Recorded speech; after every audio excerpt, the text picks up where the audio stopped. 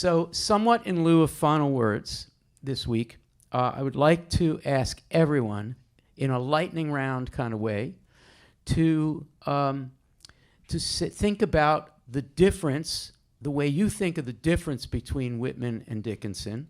That's kind of easy because that's what we do a lot in week one in the old videos. But also same.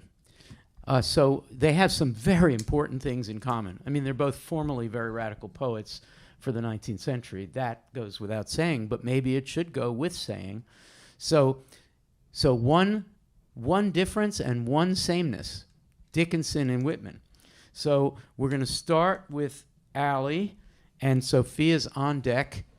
And so, Allie, are you ready? I just sprung that on you. Difference, same game. Briefly, here you go. Yes, I'm ready, but can I yes, do whatever use you my want to do. same from the chat? Yes, good. Or different from the chat? Okay. So Ronald Keeperman says, Whitman is the periodical chart of elements. Periodical chart of elements. Dickinson, the splitter of atoms.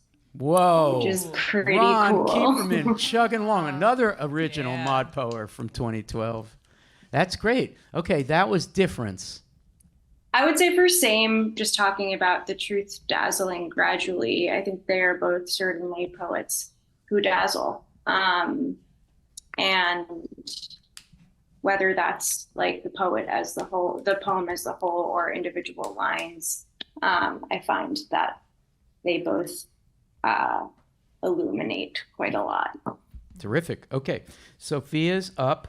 Different, same game. And Julia, who is in Germany, will be next. Sophia. I guess I'll say for difference, I think of Whitman as someone who enjoys the exterior, and I think of Dickinson as someone who enjoys the interior. But on the same token, that sameness is the enjoyment of reveling in the language that they use to describe their landscape. One is just outside and one is inside. Fabulous. Julia is up and Dave Poplar's on deck. Yeah, maybe from my side, I would say the difference is like masculine and feminine. For me, it's quite obvious, even might not be very politically correct to say these days, especially in the United States.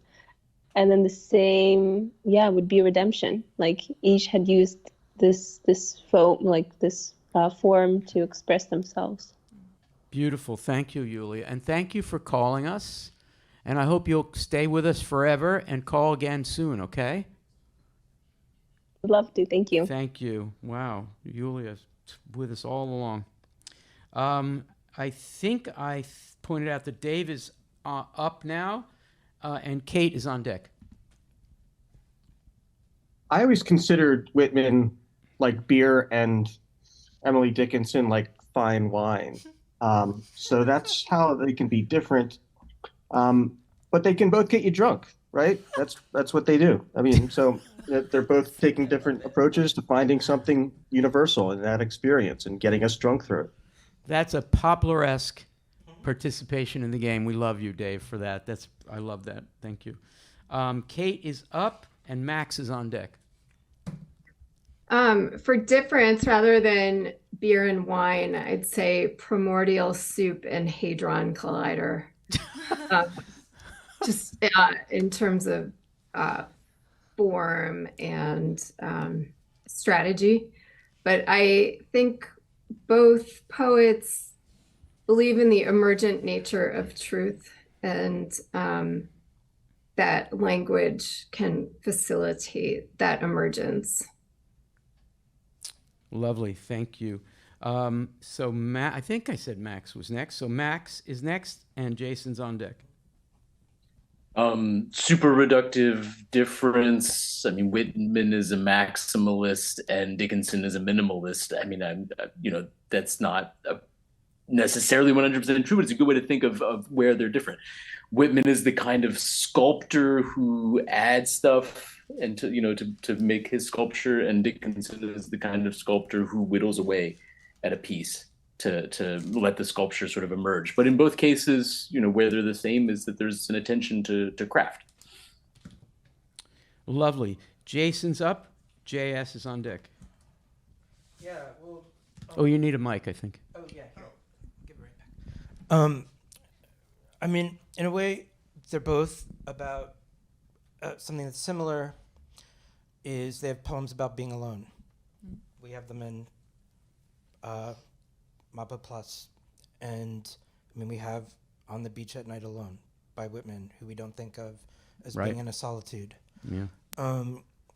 But and they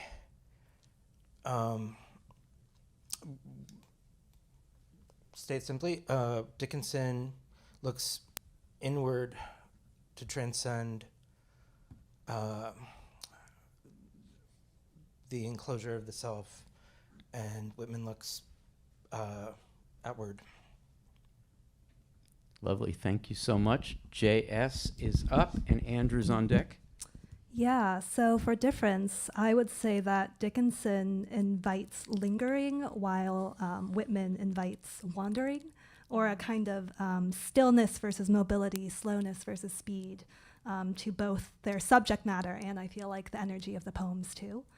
And then for sameness, both have an ability to evoke enormous worlds through descriptions of the intimate and immediate encounters with things that are very proximate and yet kind of spiral or like flood or, you know, move outwards to something much larger.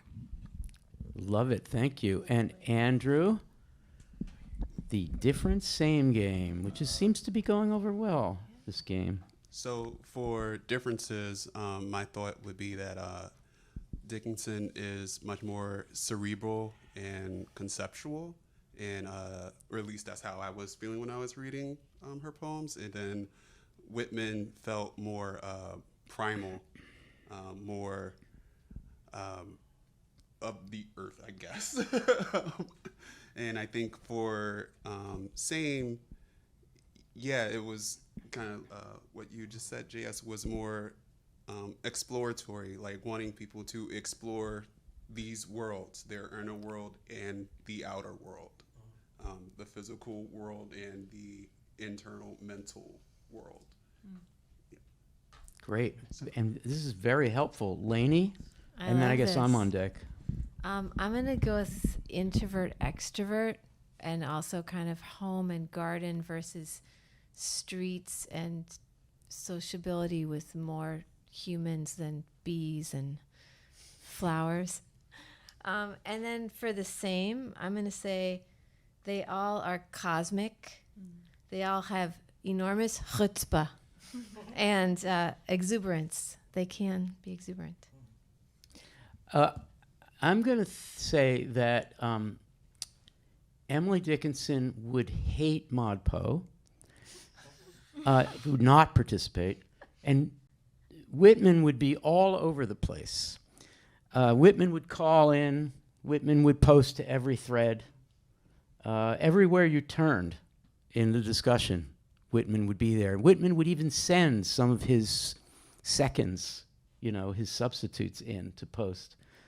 But in the end, Dickinson would go into this obscure thread that was created 4 years ago and put something absolutely stellar there, and none of us would ever find it. Anyway, I don't know what I'm talking about. Okay. And same? They're fundamental to the course. Fundamental.